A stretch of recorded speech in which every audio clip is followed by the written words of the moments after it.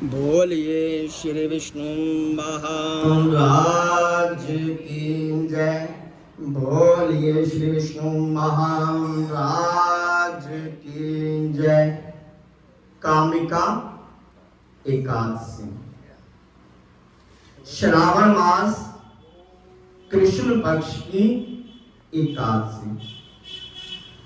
कुंती पुत्र श्रेष्ठ धनुर्धर अर्जुन जी बोले कि हे भगवान, मैंने आहार मास के शुक्ल पक्ष की एकादशी, देवश्यानी एकादशी का सविस्तार वर्णन सुना। अब आप मुझे श्रावण मास के कृष्ण पक्ष की एकादशी की कथा सुनाइए। उस एकादशी का नाम क्या है तथा उसकी विधि क्या है, इसमें कौन से देवता की पूजा होती है, उसका व्रत करने से मनुष्य को क्या फल प्राप्त होता है। तो श्री कृष्ण भगवान कहने लगे, हे अर्जुन, मैं श्रावण मास सावन के महीने की पावन एकादशी की कथा कहता हूं। उसे ध्यान पूर्वक सुनो कि एक समय इस एकादशी की पावन कथा को भीष्म पितामह ने लोक हित के लिए नारद जी से कहा था। एक समय नारद जी ने कहा कि हे पितामह, आज मेरी श्रावण के कृष्ण पक्ष की एकादशी की कथा सुनने की इच्छा है। आप एकादशी के व्रत की कथा विधि सहित सुनाइए। तो नारद के वचनों को सुनकर के भीष्म पितामह बोले कि हे नारद जी, आपने अत्यंत सुंदर प्रस्ताव किया है। आपने ये बहुत अच्छी बात पूछी है कि जिससे सारे मनुष्यों का कल्याण होगा। कि श्रावण मास के कृष्ण पक्ष की एकादशी का नाम कामिका एकादशी है। इस एकादशी की कथा सुनने मात्र से वाजपेयी यज्ञ का फल मिलता है। कामिका एकादशी के व्रत में शंख चक्र गदाधारी भगवान विष्णु की पूजा होती है। और जो मनुष्य इस एकादशी को धूप दीप नवेद आदि से भगवान विष्णु की पूजा करते हैं, उन्हें गंगा स्नान के फल से भी उत्तम फल मिलता है।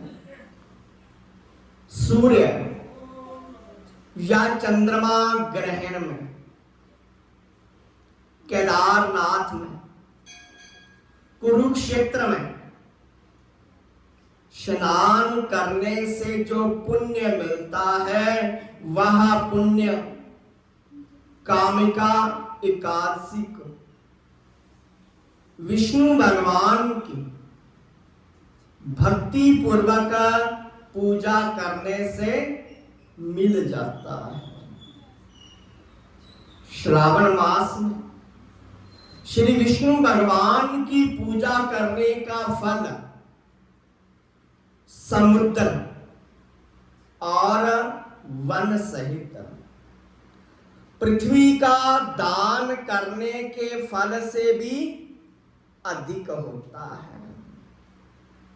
व्याति पात में गंडकी नदी के जल में स्नान करने से जो फल मिलता है वो फल भगवान विष्णु की पूजा करने से मिल जाता है। संसार में भगवान की पूजा का फल सबसे अधिक है। इसलिए भक्ति पूर्वक भगवान की पूजा ना बन सके तो जब श्रावण का महीना आता है, कृष्ण पक्ष की कामिका एकादशी का व्रत अवश्य करना चाहिए। आभूषणों से युक्त बछड़ा सहित गाय का दान करने से जो फल मिलता है वो फल कामिका एकादशी के व्रत से मिल जाता है। जो उत्तम द्विज ब्राह्मण हो, क्षत्रिय हो, वैश्य हो, कोई भी हो, तो श्रावण मास के कृष्ण पक्ष की कामिका एकादशी का व्रत करते हैं तथा विष्णु भगवान की जो पूजा करते हैं, उससे समस्त देव, नाग, किन्नर, पितर आदि की पूजा हो जाती है। इसलिए पाप से डरने वाले व्यक्तियों को विधि विधान सहित इस व्रत को करना चाहिए। संसार सागर तथा पापों में फंसे हुए मनुष्यों को इससे छूटने के लिए कामिका एकादशी का व्रत करना चाहिए। कामिका एकादशी के व्रत से समस्त पाप नष्ट हो जाते हैं। संसार में इससे अधिक पापों को नष्ट करने वाला और कोई उपाय नहीं है।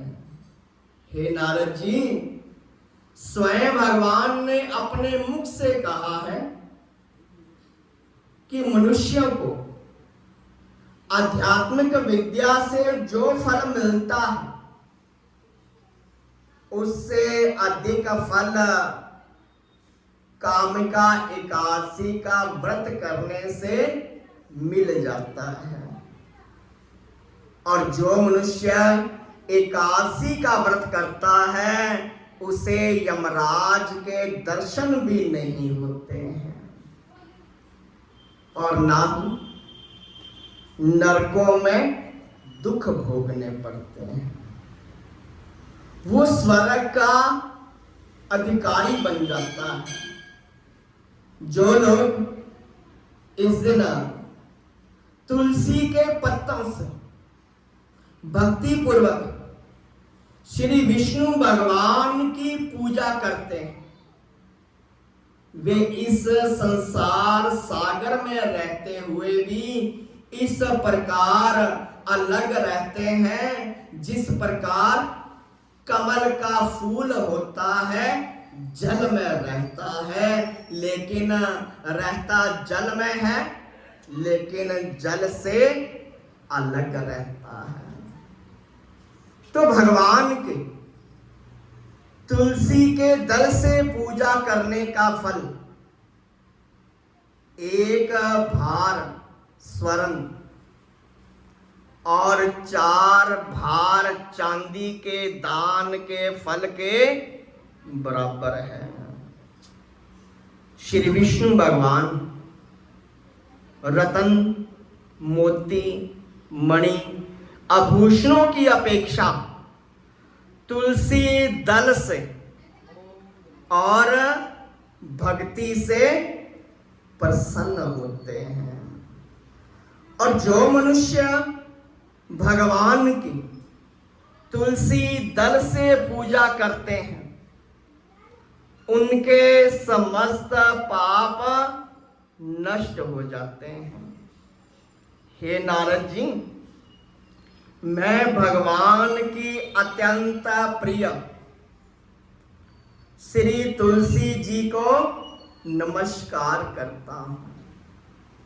तुलसी के दर्शन मात्र से जो मनुष्य तुलसी का दर्शन भी कर लेता है, उसके सारे पाप नष्ट हो जाते हैं। और जब शरीर से स्पर्श कर लेता है तो स्पर्श मात्र से मनुष्य पवित्र हो जाता है। तुलसी जी को जल से स्नान कराने से मनुष्य की समस्त यम यातनाएं नष्ट हो जाती हैं।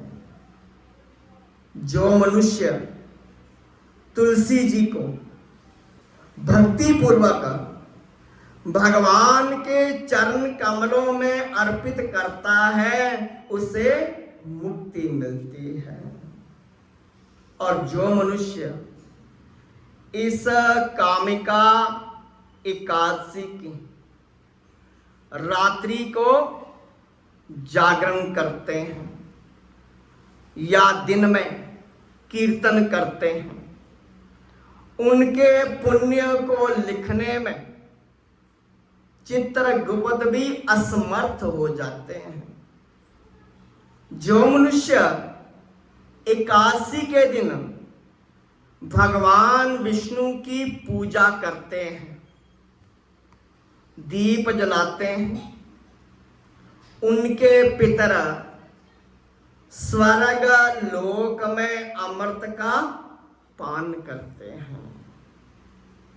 और जो मनुष्य भगवान विष्णु के सामने घी या तिल के तेल का दीपक जलाते हैं, उनको सूर्य लोक में भी सहस्त्रों दीपकों का प्रकाश मिलता है। प्रत्येक मनुष्य को कामिका एकादशी का व्रत अवश्य करना चाहिए। इस व्रत के करने से मनुष्य जो है बड़े बड़े पापों से छूट जाता है, उसके समस्त पाप नष्ट हो जाते हैं और इस लोक में सुख भोगने के बाद जब इस लोक के सुख भोग लेता है तो अंत में वैकुंठ लोक विष्णु लोक को चला जाता है। इस कामिका एकादशी का महात्म्य जो मनुष्य इस कथा को सुनता है या पढ़ता है, वे मनुष्य स्वर्ग लोक को चले जाते हैं। कथा का सार ये है कि विष्णु भगवान अपने भक्तों की निश्चल भक्ति से प्रसन्न होते हैं। तुलसी भगवान को प्रिय है। भगवान हीरे मोती धन दौलत से प्रसन्न नहीं होते हैं, जितनी प्रसन्नता उन्हें तुलसी अर्पण करने से होती है और जितनी प्रसन्नता भक्ति करने से होती है। और जो मनुष्य भगवान विष्णु की भक्ति करता है वह वैकुंठ लोक में वास करता है। बोलिए श्री विष्णु महाराज की जय। कथा विराम होत है, सुनिए वीर हनुमान रामा, सुनिए वीर हनुमान। राम लक्ष्मण सीता सहित सदा करो कल्याण, सियावर राम मेरे प्रभु राम, जय जय राम। करो कल्याण, जय जय राम, जय सीता राम।